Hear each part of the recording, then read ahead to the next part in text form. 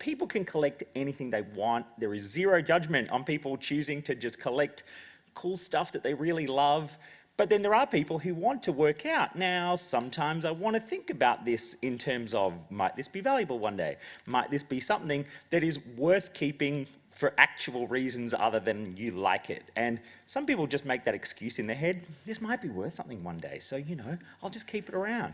And then, of course, the garage fills up and things get a little out of control. So hopefully our panelists can help you kind of clear up a lot of that thinking and really get on top of building a collection that you can be both proud of and potentially know it's going to make you some money one day if you really pick the right things. So can we please welcome, I thought I'll introduce the three panelists and then we'll give them all a big round of applause at the very end. Please welcome Stacey Borg, Alex Boz and Noel Wheatley.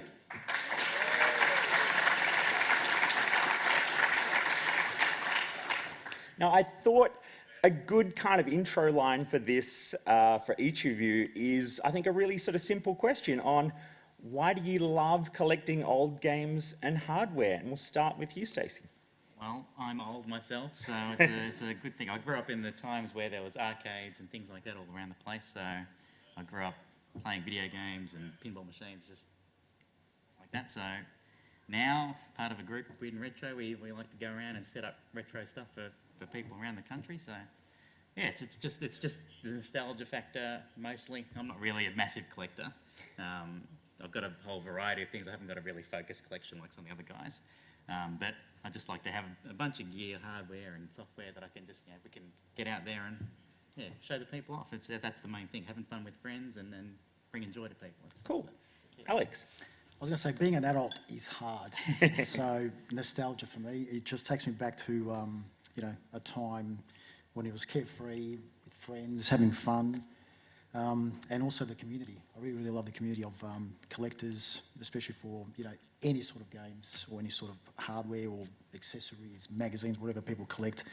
And you always find yourself actually talking more about it than actually playing. Yeah. So, and that's the best part, really. But nostalgia for me is number one. Just takes me back to a great fun time. Cool. Noel? I've got to say for me as well, it's a lot of nostalgia. Growing up in that sort of period, like I was born back in the 70s and in the 80s with the arcades ruled and with the NES and everything coming out in that period. I always sort of loved the games back then, and now I've been collecting for about 20 years now. And I suppose in addition to what both you guys have said, there's also a bit of a historic thing and an educational thing as well. A lot of my friends have kids now, and they they'll play on PS4s and Xbox Ones and things like that. But they see like an old NES or a ColecoVision or a television, something like that, and they go, what the hell is that? Yeah. And having those set up for them to show them and understand that where gaming has come from and how it's progressed from its origins through to today is also part of the reason I collect as well. Cool. I always forget to do this. I'm Seamus Byrne. I work for CNET, the big technology news website, and we're part of the same sort of GameSpot family, so that's why I'm involved with this. But I also love old things. I will flag, I still have my original colour computer too from the 1980s, where I kind of first learned some basic coding.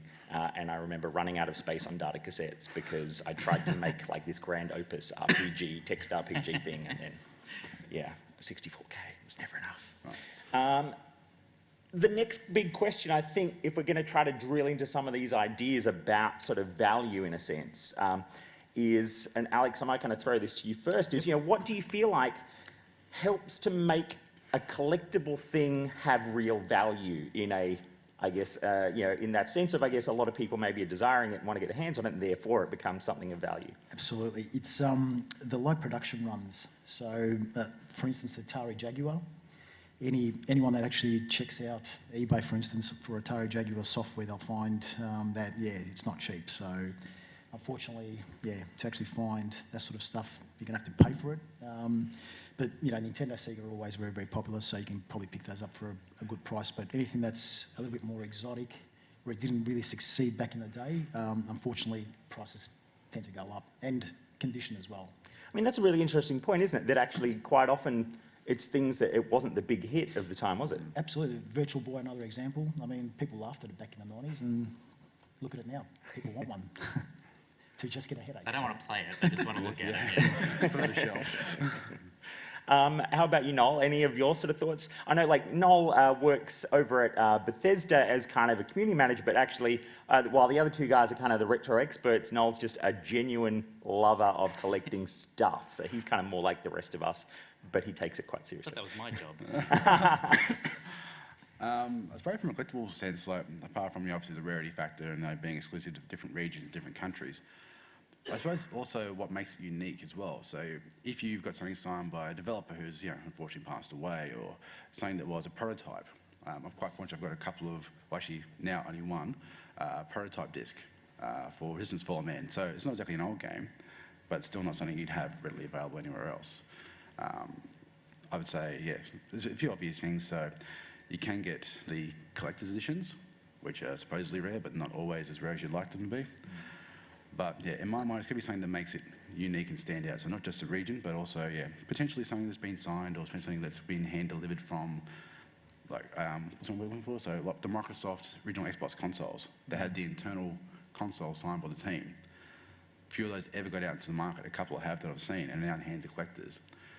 Those things are ultra rare, like insanely rare, but they're not very common. Obviously, from saying ultra rare. But yeah, that sort of thing to me is what makes it really cool and really rare and very, very, very valuable.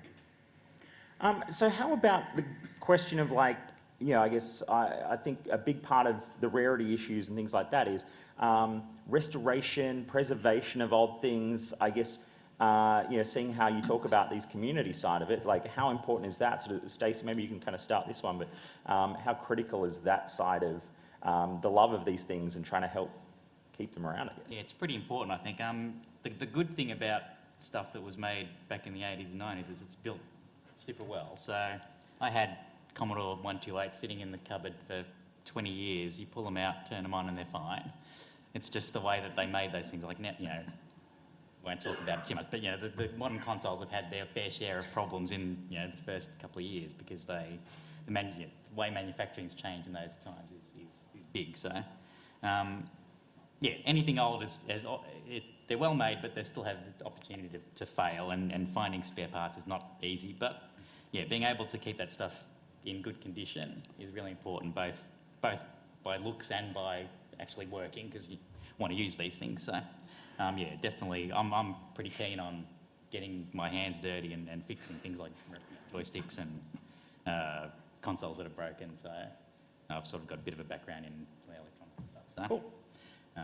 I'm happy to do that, but it's definitely critical because they're already rare a lot of the time, and so if they start to fail, then you can't just throw them out. You have to really try to keep them running. So it's definitely an important thing. There's also a cost point too. I mean, normally collecting retro games or consoles can be quite expensive. So if you're able to repair them yourself, you can actually just save a bit of cash. Like last year's Megathon Grand Final, that was actually using one of my Super Nintendos. Right. And now the Super Nintendo I found on a throw-out pile in front of somebody's house. Got it home, pulled it apart, cleaned it up, fixed it. So a couple of little a couple of breaks inside, and it's gone from literally going to the tip to now being on stage last year for the Megathon Grand Final, which I thought, was a bit of a proud moment for me. I've got to be honest. But yeah. Have any of you guys worked with any? I know, like, obviously this stuff is even becoming more important to like museum collections and things, that they're realising, this is an important part of sort of cultural history as well. So I don't know, have you guys had or been involved with any of those sorts of programs? Not yet. I haven't. We've run a few. We've Some run a in the few room, small call these museums people. ourselves, but nothing with the sort of big places yet. But I mean, was Pedro? Did Pedro get involved with when? So there's been some of the people in our groups have sort of done that and done talks and presented some of their really rare items from Nintendo. We also have events like PAX, where we hope, rather than emulate, people can come in and actually have a go on the actual real machines and the real games and see how they played. And I love seeing people pick up a joystick and one button. What's going on? So, well, some of the stuff we've got in our museum this year is pretty rare as well. I haven't seen any of it. So. I have to say, it blew my mind actually to pop down there the other day and see the endless runner Cannabolt that had been ported back to Commodore 64. It's down there running, and I double checked looking it up, thinking, has someone like done something dodgy here and like put something inside this Commodore 64 to make it look like it's like, no, it's legit, yeah. So it's still amazing to see that people even will go back and code for some of this stuff as well. Oh, there's a lot of activity still going on. Like there are new games coming out or remasters of old games. So there's still an active scene, especially in Europe, I guess. But Actually, last weekend I was up in Brisbane. I met a gentleman who's still writing games for C64, putting them onto the old 5.25 inch floppy. Oh, sorry, 5.5, 5.25. I've forgotten that. 5.25 inch floppy disks. And I thought that was absolutely amazing that 2016 a guy is writing games for a Commodore 64. I thought that was outstanding. Actually, it's funny because they do actually release games on cart, disc and cassette, and for some bizarre reason I always go for the cassette. Whereas back in the day there was no way I would have gone for a cassette. you don't actually load them off the cassette anymore, do you? That doesn't happen. Oh, look, when I want to hit on nostalgia, I do. Sit there, When you want to have a coffee for about 40 minutes, watch TV, and then it might not load, and then I've got to get the screwdriver and change the heads on the Paint the tape house deck. and Brings back great I memories. want to look at like, rather than just the hardware itself, thinking about that kind of wider market of accessories and books. Like I remember having one of those, how to beat Pac-Man type books from the 80s.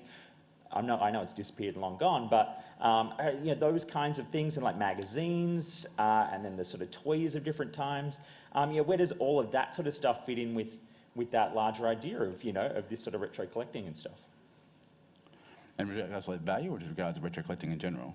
I guess, on the value side as well, and we'll start to kind of really dig into some sort of value questions shortly, but, maybe are any of those categories the particularly ones that stand out, or, are there any of those things where it's like, well, it doesn't really ever become something, or is it, again, just all about, if you know the right things, it's going to be worth something? A lot of the magazines have got pretty rare, I think. They are, especially the UK ones from the 80s, so like Zap 64, CMVG, your computer or your Commodore, Amiga format. So people would have thrown those out years and years ago. And now you can get them on PDF, but there's nothing, like a having an physical actual version. magazine in your hands and actually flicking and dog ears and looking at the ads and Quite in terms of condition, that's sort of. Yeah, So if you absolutely. can get those magazines in mint condition. Absolutely. And back then you would have you'd get a coupon and sent through, and I know Activision had patches, so you would actually get a patch. Yeah, of course, And the Atari Lynx. Now, for some reason in France, there was a lot of pins made for Amstrad and Atari Lynx, and so if you have a look, they're actually starting to rise up in value.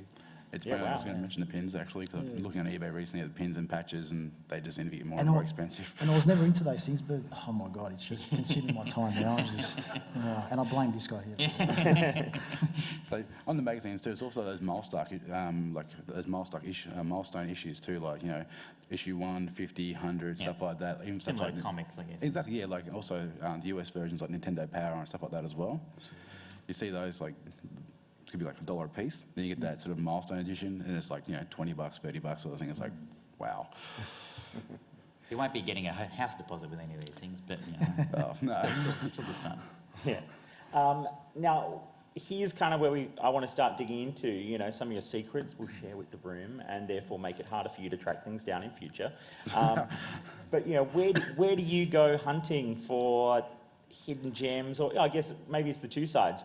Where's the really easy starting place for people who maybe are just starting to kind of think about where you go? And then where is some of those clever places that you then go digging?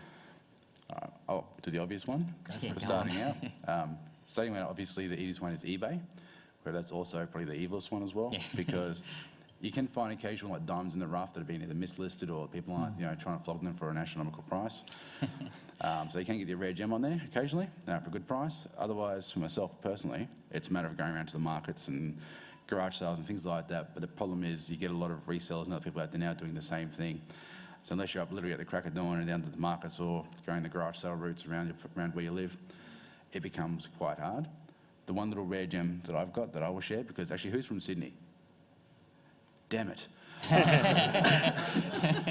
Bugger. All right, I retract now, I'm finished. No, it's like going to like the op shops and things like that, and you occasionally like dig through.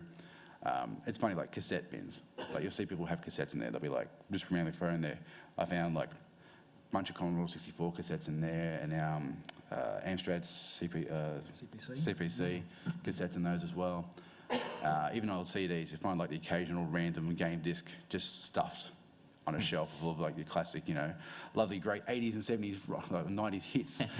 And you find I found a Sega CD, and I found actually what was that one? That was Road Rash Sega CD, and I can't think of the one now I found recently. A 3DO disc for Need for Speed. So I was quite happy with that. Sorry. Yeah. That's all right. I'll go next. Yeah, go. Gumtree is an obvious one, especially the freebies. You'd be surprised how many people actually give away stuff on Gumtree. So just make sure you do your local area and put in about 25k radius, and yeah, you'll pick up all sorts of stuff. Yeah, look, markets as well. Mill markets in Geelong or Newtown, I think, or Newton is a great one. I don't know if you guys have actually been there. Some prices are a little bit high, but if you actually have a look, they do have some reasonably good things there. Ace Comics in the city on Queen Street upstairs. I've actually got retro stuff up there. I see people nodding, so that's good. What else? Yeah, op shops, hard waste collections, guys. So when you're driving, I mean, yeah, please take care when you're driving, but when you see a hard waste, pull over and have a good look. And hopefully, if it hasn't rained, you'll be able to pick something up. Be careful turning things on after. Yeah. Oh, look, I actually found a Dreamcast kiosk. Oh, wow. On the side of the road, right?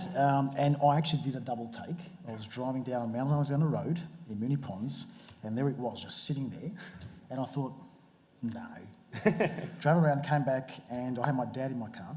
And yeah, we just had to, you know, haul across 3 lanes and put in the back of the Golf. My dad holding it down with the actual hatch open and driving 2 k's an hour to get it home. And, Are there any police in the crowd? Oh, jeez. I should have asked before. I was waiting for you to say, and that's the last time I ever saw my father on the side of the road. Oh, jeez, yeah, no, that was probably the coolest thing I ever found. So there is always stuff out. So maybe just look at, you know, on the council sites, see when their hard waste collection zone, and go around and have a look. What other ones? Look, eBay's evil, right? Well, but I actually probably get 95% of my things off eBay, but that's because I'm on it constantly and I've got alarms, alerts on all the time. So if you're only checking once a week, you're not going to find anything. If you're checking 3 or 4 times a day for all over the world, you'll definitely find something. It's also a really good place to do research on, so you can Absolutely. look at sort of things that have sold. It's got great tools. I mean, you can do completed, sold, these things, so you can actually have a look what things go for, right? And you'll see a variety of prices and whatnot. And look, if you've got a price in mind, just stick with it. Something will always come up, right? So, unfortunately, except for the Atari Jaguar.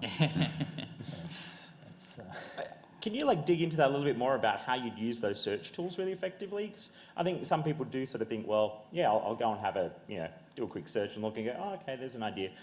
But that you can kind of really set up that whole alert system really effectively. Yeah, you can actually. So, I'm always constantly on my iPhone just checking things. So, at work, if I'm going on a coffee break, I'll check.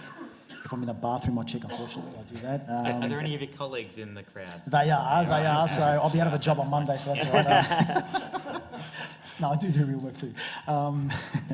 Look, it's actually quite cool to see when you actually do worldwide search. You see the actual price variation across from Europe, US, and obviously Australia, and it's usually the shipping that kills it. So Always consider shipping as part of the cost of your item. Absolutely. And with the fall of our dollar, it's not as lucrative as it used to be.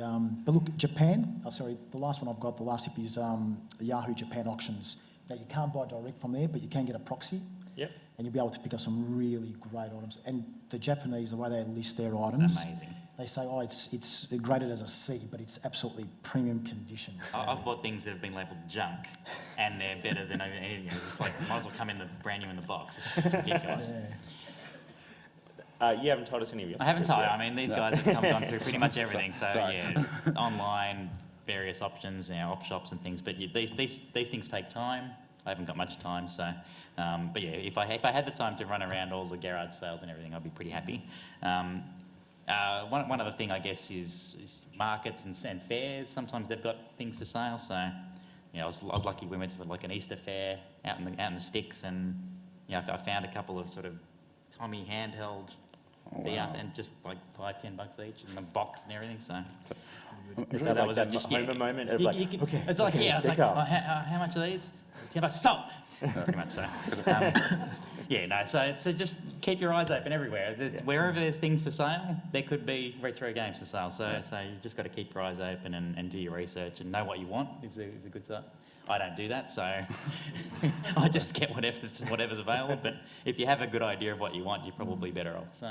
So I'm guessing you guys might have this as well, but also your friends are a great source for things like that. Yeah. Like if they're out somewhere, I will get messages on weekends and even during the week occasionally from friends go, oh, I spotted this, would you like it? And send me a photo, and it's just like, it's like a repro console. Oh, no, I'm fine with that, thank you. But occasionally I've seen people send me, actually a little while ago, a friend of mine sent me a photo of a box with a PlayStation 2, and I went, oh, okay, this is the PS2. I opened it up, and there's like 20 games inside the box, and I wanted $20 for it. I went, yes, please, that'd be fantastic, thank you. So, yes. Sorry. Oh, no, you're right, yeah. There was two more I actually just thought of. Aussie Arcade as well, yeah. and also Facebook groups. There's a lot of of close Facebook groups that people get chuck photos up there and people just negotiate from there. So if you don't want to hit up eBay, which is fair enough, they're also a valuable resource if you want to stick to local as well. Yeah, that's a good one actually. My wife works in the antiques industry, which is part of where my sort of interest in having this sort of panel came from. Was she's always watching a lot, and Facebook groups has become a really big thing. But now and then, she sort of goes, "Is this thing interesting?" Yeah, she'll show me if she's got some random tech thing. And quite often it's just somebody getting rid of their old Skylanders collection. Everybody seems to be getting rid of those. That said, maybe they'll become worth something. So maybe let's have a think about some of the newer things. What, based on all your knowledge about collecting older stuff, now when people are just buying really cool newer things, what are some of the things you feel like are hallmarks that will help to have something become actually worth something in the future? The NES Classic Mini, which is already sold out. So I guarantee they'll be on eBay going at probably 4 times the price that they would have been at eBay Games. So, sorry? They already are $400. Well, there we go. Wow. Yeah. So, that one's a classic straight away. Sorry, who's actually pre-ordered one of those, by the way? There we go. All right, You sweet, can there you go. make a lot of money. He's on his stout, so I'm willing to pay anything.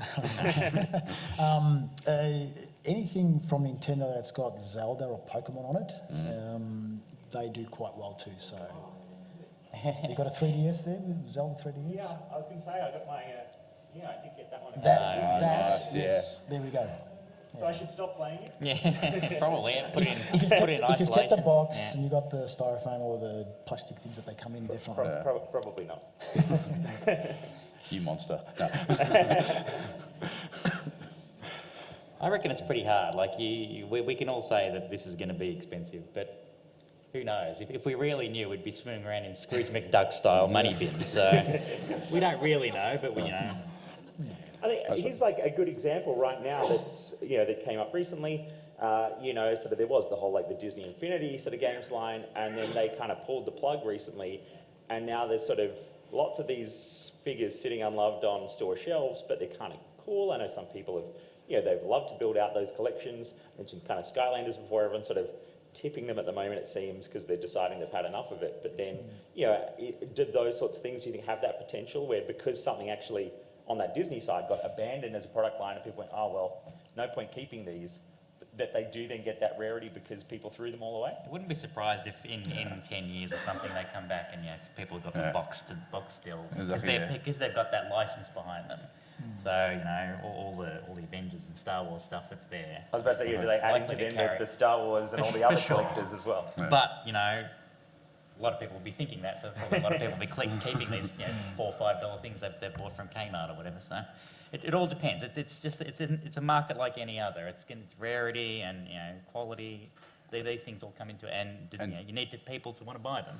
Until that happens, until those three things come together, the money isn't there. Yeah. So. And the fourth one is time, I suppose, too, on that, because like you could say it's like exclusive now, but wait 20 years, and it might be like every other person at a box version's been torn by their child or damaged or whatever like that. You've got that one pristine, mass-produced Skylanders figure. Just use a Skylanders example that now nobody wanted. But in the future, someone who's crazed for it or Skylanders made some sort of resurgence would want and pay $1,200 for or something like that. Just storing all these things is really tricky that's though. a challenge. Yeah. Yeah, I mean, that's a good point. They even had like the coloured bases and stuff, so you can know what was a Series 1, what was a Series 2, all that sort of business. Now, I'm hoping this is an obvious question, but maybe it isn't. If something says collector's edition on the box, does that mean it will ever be worth anything? Maybe. Absolutely not. It's worth more money to the retailer. Absolutely. But look, I reckon limited edition runs, definitely. Anything that's got collectors or whatever on it, it may be.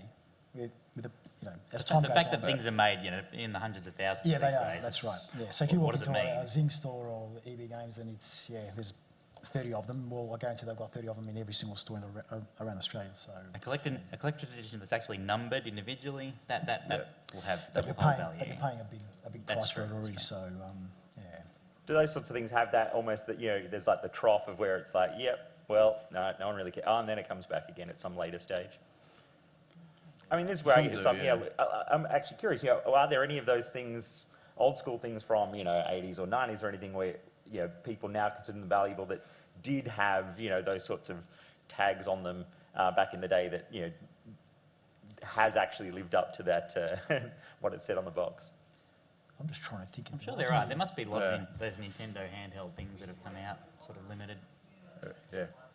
Yeah. They're definitely around, Yeah. but the fact that it's got that written on it doesn't mean anything. That's not the key. Yeah. If they didn't have that written on it and they were still rare and desired, then they'd still hold the value. So Yeah. on its own, it doesn't mean anything. So don't be fooled by that. If you want it for what it is and what it comes with, because usually they come with a cool statue or something. I buy them because I like the statues and things like that. But I'm not going to pay a premium usually, just for that. I have to Just in that consider it. So I think we should have made it clear we're collectors. We're not actually sellers. So. yeah, I don't think I haven't. I'm a hoarder. So, Yeah, that's right. yeah. And hopefully when I'm gone, it will be in a museum or it will be passed on to someone to actually play in 35 years. They can play Commodore 64 if they want. So. The other thing I think that can come up is shrink wrap, and also, is there a way to know if it's original shrink wrap or whether it's like not? I think that can sometimes be one of those weird little games that can happen. Some companies actually do brand their shrink wrapping. Like PlayStation, for example, actually had little PlayStation logo actually written around the shrink wrap. I've got at home 2 UK versions of Manhunt still shrink wrapped. I picked up at a garage sale for $10 each, which I'm really happy about. Got those. I was debating whether opening one or not. And a friend went, I've got an open copy you can have. So I was like, sweet. So I'll keep them there. But it's a nice little hidden PlayStation thing. There's also some too you can tell because of the material as well. Like some of the material you'll see on it actually has little bits. Like you can see, obviously tell by age and things like that. It's been this is like, you got a 30-year-old game that has pristine brand new shrink wrapping. The odds of it being original is quite 0 to none. But that's what I found for a few other things I've picked up. If it seems too good to be true, it probably is. So then do your research because they're all different, but you can find out things about like sort of Yeah, forums are a great source. Yeah. Right. So I know with Jaguar stuff, I think there's some holograms as well. So that way you can actually tell. But yeah, it's pretty hard. And plus, I'm going to bust it open anyway. So, It always happens. It always happens. I do remember that great story recently, and I'm kind of wondering if you guys have sort of had these experiences yourselves or know people who have, where it was about one of the old original Nintendo dance map track and field game or something. I can't remember the exact name, but that one sold for a lot of money because someone had dug it out. But then another one sold that was new in its wrapping because they saw the news about the other one that popped up. Are there kind of quite often those moments where a few of something will appear because people suddenly realise, oh, that thing that's in my cupboard is actually worth something? absolutely. Yeah. Man. But sorry. I'm going to wait for someone to actually pull out a Nintendo PlayStation soon. So Oh, gosh. yeah, that'll be interesting. So you can sell your one, or Exactly. But it's funny too, like you see things that will, trends like that will start. Like you'll see one person, either like a news article about a certain game or a certain era or something like that, and some people, I've got one of those, that must be valuable now. And then one goes out. Like when Pokemon Go was mental, and other people are still playing it, and I will confess I'm still playing it too, don't judge. But when that came out, I saw articles on various websites saying how much value was now in the original card sets and things like that. Cards were going for $1,000, and saying, if you're going to sell them now. and suddenly all these Pokemon cards or Pokemon games, and if you're related to Pokemon, is just going up exponentially. Yeah, flooding the market and going up exponentially in value. You'll see like people just listing it everywhere. I saw the Pokemon Game Boys, you know, the yellow ones. I saw those sitting on eBay for ages at like, you know, $50-something. The second Pokemon Go took off and had that impact on it, 150, 200, 199. Everyone was listening and going, there is no way. No. But yeah, it does have the impact, unfortunately. I'm not sure. It's human nature, isn't it? Yeah, You that's see a an good point. opportunity, you try to cash in. That's just the way And it don't, is. But- and don't get mad. I see people getting really ticked off when things skyrocket. And look, just don't worry about it. Something else will it'll always come pass. up. Yeah. So I mean, I know I really, really want things, but you know, they skyrocket in price. I just think, oh, you know what, just move on. Yeah. Collecting is definitely playing the long game. Yeah. It is, absolutely. Now, we kind of touched on this a little bit earlier, but I'm wondering, and I'll also just flag, we'll do some questions shortly. So we'll do them based on the two microphones that are up the front. So in about sort of probably 5 minutes, I'll open it up to anybody who has questions. So keep that in mind. And the traditional situation is that everybody's quite shy when we first open up the questions. And then there's about 8 people who miss out at the end. So don't be one of those people, be one of the first people. Anyway, yeah, we touched on kind of values changing worldwide. And yeah, I'm kind of curious, what is it about sort of that you know, that works? Is it that the kind of internal markets inside a country are actually kind of the most important element of value? Or like, you know, are there certain things here in Australia that people really kind of love and chase, and then in other countries they kind of love and chase different types of things? Or is it even just where, I guess, where you'll find certain things? Absolutely. Nintendo was huge in the US, so Nintendo always goes for a higher price in the US. Sega does not. Right. So Master System didn't take off at all in the US, so you can definitely pick up some cheap games from there, which, well, you probably won't. You probably might want to get the NTSC ones anyway, but in Australia, what I've found is the Atari Lynx is actually at a very, very reasonable price. So there's a tip, collect for the Atari Lynx, and because they're very expensive in the US and very expensive in Europe. So, and they're actually willing to pay for the shipping from here because it still ends up being cheaper for them from buying it from here. So I just hope there's still Atari Lynx stuff. It's a lot to do with what was released there, what took off there. Yeah, absolutely. So yeah, and for some reason I've been keeping an eye specifically on that particular system, and it's just funny that I always see it coming up on eBay or Gumtree, and they always go for a very, very reasonable price. So the original or the Atari Lynx 2, either one. But I just hope they don't start skyrocketing. But yeah, look, it's been at least 2-3 years where the price has just been really, really flat, and the games are available. You can pick up games for $10. I went to the Carrara markets up in Queensland and I saw a swag of Atari Lynx games for $10 each. So I thought, well, that's a pretty good price because I know in the US they go for 40. Yeah, right. So yeah, and that's US 40. Any others? Any thoughts on that kind of international side of things? I suppose when it's a region exclusive console, like things like the, I think it's called the Casio Loopy, which is a console. That was a console, I think it was in Japan, designed purely for ladies, or for girls. Like one of those ladies' big pens. Yeah, it was one of those things. It was a Japanese exclusive. I managed to get one recently over here because I found one insanely cheap. Actually had a little printing on the front, so you print out these stickers because apparently that's what girls enjoy playing and things like that and having. I'm not saying that just by the way. I'm just saying that's what the thought process was apparently. But it's one of those things where I got it quite cheaply, and I showed it to a collector friend of mine who straight away offered me triple what I paid for it because he'd been after one and he'd missed a listing about it. So I got it all up with shipping, $50. That's pretty good. And I was really happy about that, in the box and everything. And it was just, it's not one I'd seen before, and I had to sort of do a bit of research when I seen it. I was like, what's this? And going through and trying to find what it was and the history of it, I was like, oh, okay, that's actually quite a unique console we never had in Australia, so I got that. Actually, it leads back to the point you were saying before, Alex, too, about doing your research. You might see something completely random, like an apple pippin. If you saw an apple pippin out in the wild, you may not see what you might not recognise what it was, but they're super hard to get a hold of. So, yeah, and they were Australian? I think they were Australian released, were they? No, Apple walked away from it a long time ago. But when someone actually says, oh, I found this for, like you said, the Loopy, $50, the first question I always ask is how long? I mean, you might have been lucky and found it straight away, but I don't know when people actually tell me that, I say, well, how long were you actually looking for? And then you find out 2, 3, 4 years. And it's like, well, exactly what I said at the start is that, yeah, you've got to be patient and you've got to just keep on looking, be vigilant about your searches and your research. If it helps, my mate had been looking for 3 years. I found it in 3 hours. Which would have been dark. Yeah, just a little bit pissed off. Just one of these weird little pro tip things about searching. I'm curious if you guys use it. I know that it comes up a bit in, sort of other antiques industries and things. Do you ever do typo searching on some of those listings? Definitely, yes. My favourite is Nintendo. So, yeah, just type in. But now actually eBay smartened up. They've got some sort of algorithm. So it's like, damn it. Oh, Getting so too you'll smart. It's hard to find this It's list hard these to days. find. So yeah, you've got to really misspell something. But still- badly. Gumtree doesn't have that, does it? Oh, yeah, you're right. Yeah. Saga still works for Sega occasionally as well, Okay. on eBay occasionally. Now, again, I know you've kind of said, you're mostly collectors, not sellers, but I guess if someone feels like they've got something that they're curious about, hey, maybe I should sell this. How would somebody try to get that sense of, well, what is the market willing to pay for this thing? eBay is Yeah. it? eBay, But not sold. completed listings, No, sold sold listings. listings. So if anything Doesn't comes matter up what it's red, listed for. right, it means it didn't sell. If it's green, then market, put in a spreadsheet, right?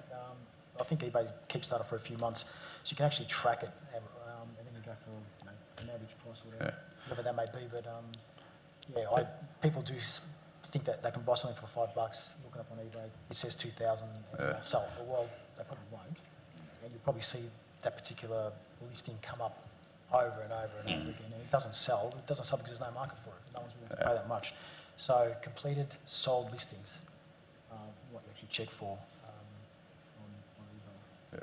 Cool, good Because point. unfortunately, resellers will always check the eBay listing for the listed price and the highest possible listed price, and they'll put that, $10 Mario Kart, NES cart. It's super rare, $2,000. No, thank you. And if you ask actually on a forum, someone might actually label you if you don't know. So do your own research. Definitely. It should be okay. Definitely. I remember once eBay were having one of their sales, and they were selling these Dragon Age Inquisition collectors things. And so I checked on eBay just to see what their value was. About $90, I think they were selling them for. And in America, they were buying just the tarot cards out of that set for like $250. So I said, I'll buy a couple of those. And there you go, I literally sold just the tarot cards for $250 US each. Wow. And I was like, okay, good. So wasn't really a reseller thing because it was a new item.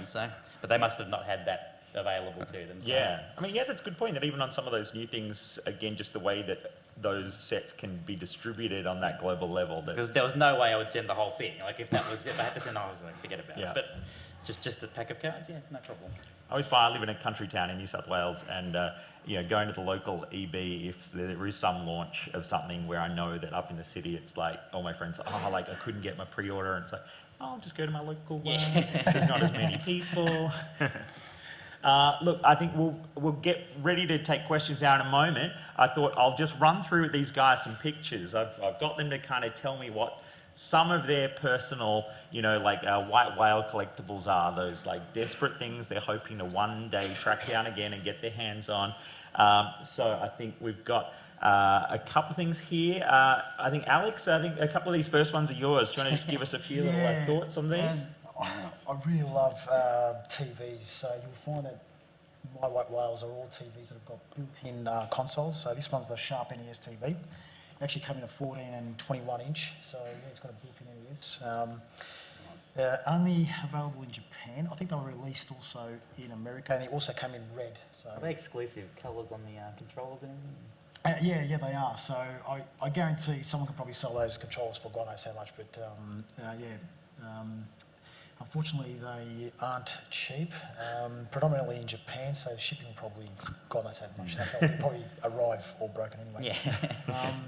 Yeah. And so that's still the Sharp NES. Oh, yeah, just another view. Yeah. And then we've got the main white whale, the SF1 or the Super Famicom. So yeah, that's the 20. I think that's 21 inch. So up the top. Sony? No, it's still Sharp. Yeah, so you can just put in your Super Famicom card up the top there and play some games. And Super Famicom games are actually cheaper than the Super Nintendo PAL games. So there's another tip if you want to Yeah, wow. And then I guess, yeah, you're right. If you've got the TV set up, you don't have to worry about any of those absolutely, connections. absolutely. So, and these, and they actually do go for about $1,500. That's another one with the, as you can see, the control ports at the front there. Ah, With yeah. the game sticking out from the top. That's cool. Yeah. And last but not least, the very, very expensive Divers 2006 one Dreamcast, roughly between $4,000 and $8,000. So if you can find one for $4,000 and you've got a, What? something burning or cash burning in your pocket, just no, not at Divers. Yeah. I think US and Japan. I love that swoop at the back. There is nothing that says space age more than... It's It was like designed off Space Sonic, Channel 5 wasn't or it? something. Wasn't it designed off a Sonic head or something? Yeah, designed for Sonic, so that's why it looks like that. But, Wow. Yeah. So, Noel, was this yours or was this yours? Oh, yes, Dave. It's not super rare. It's an SX64, so it's a fully portable Commodore 64 system. It's got the tiny screen there, floppy drive built in, all that sort of stuff. The keyboard doubles as a sort of lid to the top. But yeah, I'm sure we borrowed one of these back in the day. So I had a friend my brother's friend had one, and so we had it in our house for a while. And I was like, just love it. It's just an amazing system. So is that actually like a C64, but It's a in this form Commodore 64 factor? so it probably weighs about 20 kilos, so portable, but I've got a Commodore 128D, which is also portable to carry, but it's, if you have both of those, it's both computer system and a weight workout, so, but yeah, it's a pretty cool item, and yes, I'm a bit of a pinball head, so if I'm looking to get a pinball, and this is my favourite, the Scared Stiff, the Elvira theming, one of my favourites from back in the day, so they're around, but they're pretty rare, so one day I'll find one. And you say, I think when you first mentioned this one, you're saying that like conditioners are kind of a big Yeah, issue. definitely, because a lot of the pinballs, if they don't work, they're not great, but they're definitely repairable. Some of the plastics and stuff are hard to reproduce, like the snake. Yeah, in right. there. But these days with 3D printing and stuff, it's getting a bit easier to do that. So, really, just amazing system. So, All right. this yours, Noel? This was mine. This is actually the very first computer I ever had as a child, a Tandy VZ300. I loved this thing. It was the most amazing thing to me when I was a kid. I've been trying to find one for a couple of years now. If anyone has one in their cupboard, please let me know. Come find me after the show. Sorry, rephrase. Someone who wants to get rid of it. I'll rephrase that, sorry. Yeah, someone willing to sell. Yes, exactly. At a reasonable price. I love this thing. It was the first PC I ever got to play with, really. It's the first real venture into home gaming. Everything to that point was all arcades for me.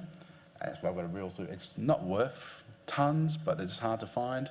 Hard to find working. And yeah, it's got a real sort of nostalgia hit for me, which is why I'm chasing one of those. This thing has been my white whale for quite some time now. The Steel Battalion controller set for the Xbox.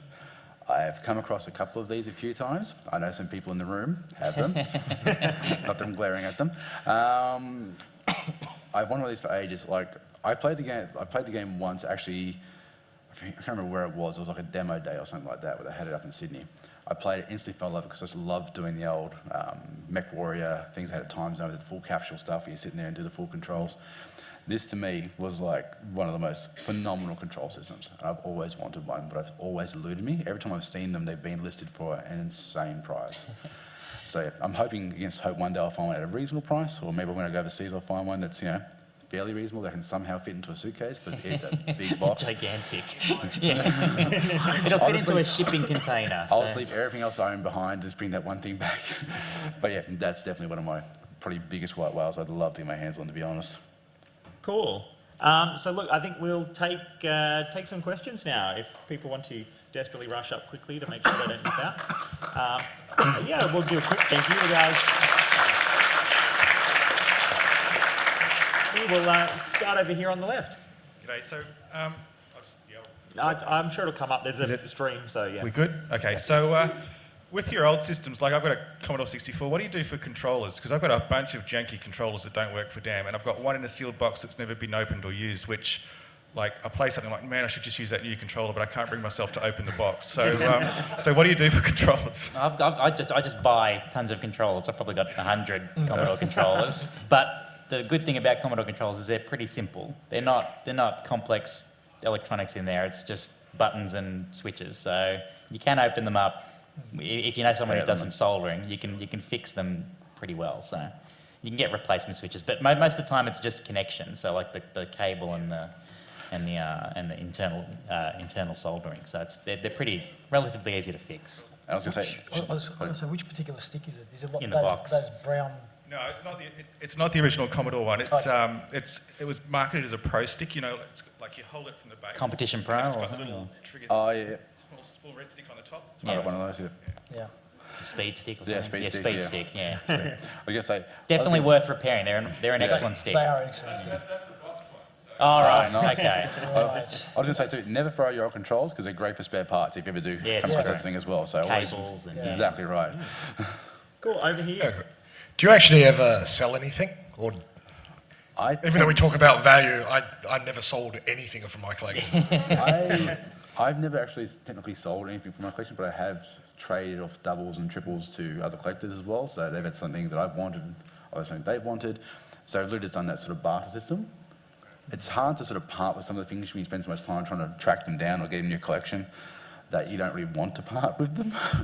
But you will for another collector or someone who really wants it or really sort of is keen for it. But I've never personally sold anything I for think cash. collectors by nature are hoarders as well. Like a lot of the time, they just want to get stuff and get more stuff and then some more stuff. So, but it does, you know, if the deal comes up that you can't resist, then you will sell. So How much storage space do you guys actually have? not enough. Yeah. That's the answer to that. We like built a room in our roof for extra storage. Right. I've built a room in my garage to sort of keep my stuff in now. So it's always at a premium, especially like in Melbourne and Sydney, I guess. So. Like a sealed, dust-free room. Yeah, exactly. Yeah, there were mice in the old shed, so I'm like, you're not getting in here, buddy.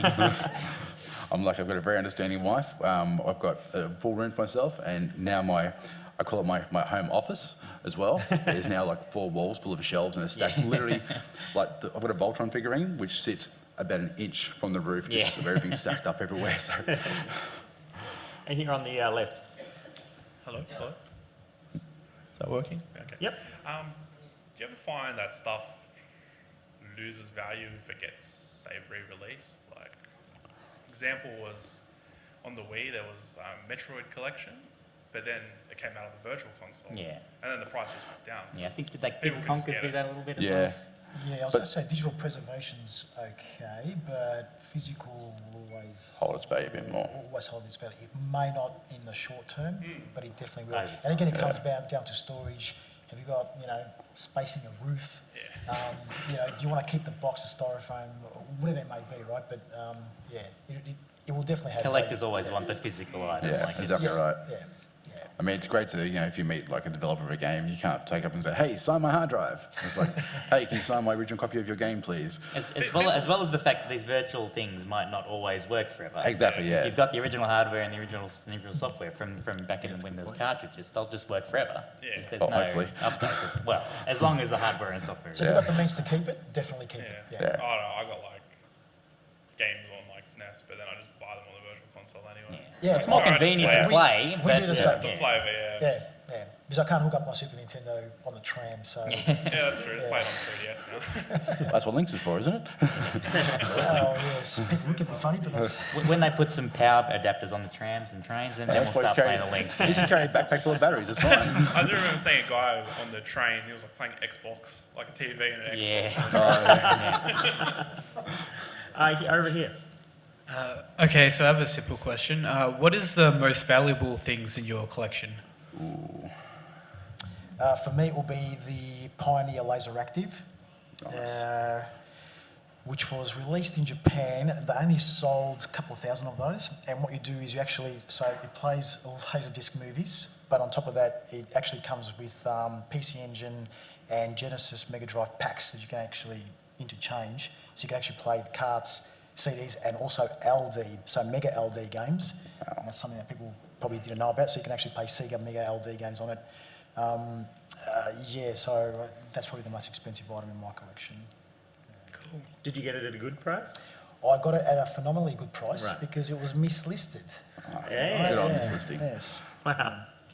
I'm not sure, like, probably for me, there's a couple of things, like, they're not valuable because of what they are. Well, one thing is, I've got I think there's, from what I found, it's only 1 of 10 in the world, Helgen statues, like life-size Helgen statues from the game Killzone 1 on PlayStation. Given him a PlayStation Australia, which I absolutely adored and loved. His name's Roy, by the way. He got named by my wife. I've got a Star Wars 360 console signed by Carrie Fisher, which is kind of cool. And I think probably the rarest thing, but it's not technically the most valuable, is a original DS signed by Miyamoto. That was given to me, and I was insanely happy when he gave it to me. So yeah. Is that guarded by armor guard? It is locked away in a safe, yes. It's not just sitting out on the shelf on I'm using the train every day. It's sort of, I've turned it on, it still works. I've gone, that's awesome, you go away now. Just live in there. Yeah. I don't think I even have anything. I don't even know what the most valuable thing in my collection is because I don't keep good records. I have no idea what the most valuable thing in my collection is. Is there a favourite? I love my Commodores, but really, that's my favourite. My original Commodore 128s, 128Ds are just my favourite. I bought one of the original 1701 screens for like $10. That's pretty valuable. That's pretty cool. Yeah. But yes, I haven't got many high-end items. It's just not I just haven't got the the means for that. So, but yeah, I love all my stuff. It's all great. Thanks for that. Can you hear me? Hello? Yep. Yeah. I missed the first 20 minutes, so I don't know if you've covered this, but I've got 2 questions. One of them you mentioned eBay and Gumtree. Is that kind of the main source that as because I run to eBay and Gumtree, but I mean, there's been forums and there's been sites that have kind of come up and they've just kind of disappeared because nobody's sort of taken them on. So I just wondered about you guys sort of. Yeah, definitely. What's the main place you go to? eBay, definitely, right? And I know, I think I said it during the actual talk that I'm on it constantly. So, if you're only going to search once a week, you definitely won't find that particular item. So, I was saying I actually search when I'm on my coffee break, when I'm in a bathroom, in the morning just before I get up out of bed, or at night, constantly. And I've got actual alerts on as well, so I do not miss a thing. You've got to be hyper vigilant to actually. What was the second one? Yeah, sorry. The second one was we mentioned virtual consoles just before. I mean, I'm a collector and I'm collecting for my kids. I've just had a couple of kids, and obviously it's going to go past some of them. They're going to play awesome games. I realised it's come through my virtual world as well. So my Steam collection's like ridiculous, but passing that on to them is going to be difficult. And I wondered if this actually goes into your virtual world as well for you guys, your Steam collection and your virtual console games, and you actually classify them as collections or they are just a throwaway. Oh, they're collections for using. They're not collections for anything else, I guess. I mean, they're definitely a collection of stuff. They're things that you can use, things that you can play. But I mean, the physical collections are the things that you can pass on. And you're at the mercy of the service as well. If the service goes, then you're gone. So that's why I prefer. Yeah, well, that's come up quite a bit in our tech coverage of a lot of these services where something disappears and it's like you only ever owned a license, you never owned an actual thing. Right. It's a good product. That's the problem. Sucked in, basically. Yeah, absolutely. Cool, thanks. So my question is sort of in regards to, you mentioned you guys have a lot of storage in regards to, keeping all this content. How do you actually store them, like, consoles and cartridges and that? So I've got a lot of NES and SNES, those types of games and cartridges. How do you actually store them in your storage? Plastic tubs, mostly. It's Reject shop, plastic tubs, they actually, and they are, they're very, very hardy. Like Stacey said at the top of the actual talk that these things were built to last. You just blow them and they'll work. So, I'm dead against blowing. No, I don't know. I know. No. But it does work. So, plastic tubs. Mythbusters be damned, it works. It definitely works. So, I mean, don't keep them under the house. If you've got a garage, whatever. But plastic tubs, perfect for that. Keep away moisture and that sort of thing is the main issues. Moisture, insects, animals, small children. Anything that causes damage to them. Like, I've got a lot of my stuff sitting up on display shelves around the house, which I'm quite fortunate about. But the second we have kids, those shelves are going to get nice and high. So. But and just keep them anything sort of watertight. Not so much watertight, but With those tubs, are you looking for the ones that have a really good seal on them, versus ones that just flop around a bit, or what? It's not that important. No? I mean, unless you're expecting flooding, then probably you're okay. But I mean, you're looking to keep out general moisture and animals. Yeah, if you're putting them in a place where you can get pests and whatnot, then definitely important. I've had manuals destroyed, unfortunately, Yeah. by various insects and things, which is just painful. You look at a stack and it's like, yeah, they are. It's like, oh no. My old Colour Computer 2 just sits around in its original box, and I have to say though that it's not in styrofoam or anything, and it has gotten a lot yellower over the years. Yes, it happens. It adds character. Yeah, that's right. Yeah, character. All right, I was just wondering how you guys balance getting a good deal and morals, because if somebody is, putting something up for a ridiculously cheap price because they have no idea how much it's worth, is it okay to take advantage of that? Or? I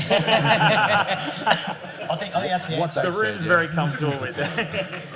Human nature is that you would, but I think someone actually asked the question earlier.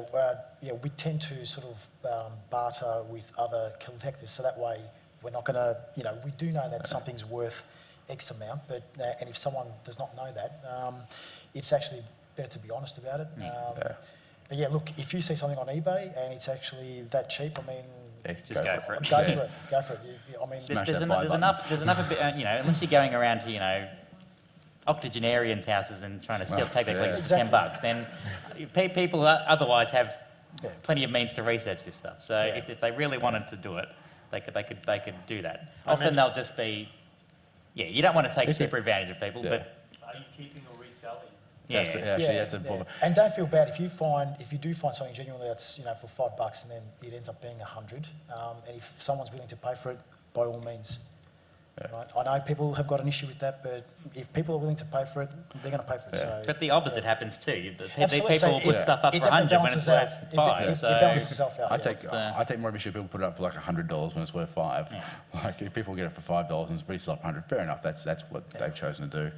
But my thing is, I won't take advantage of anyone's being naive or anything like that. Yeah. So if you get, I think if it's online, then the It's on naivety. eBay, if it's online, it's fair game. You just go for it. If it's like some poor old granny who's got a massive Atari collection sitting out there for $5, you go, look, no, I'll give you 50 for it. It's worth this.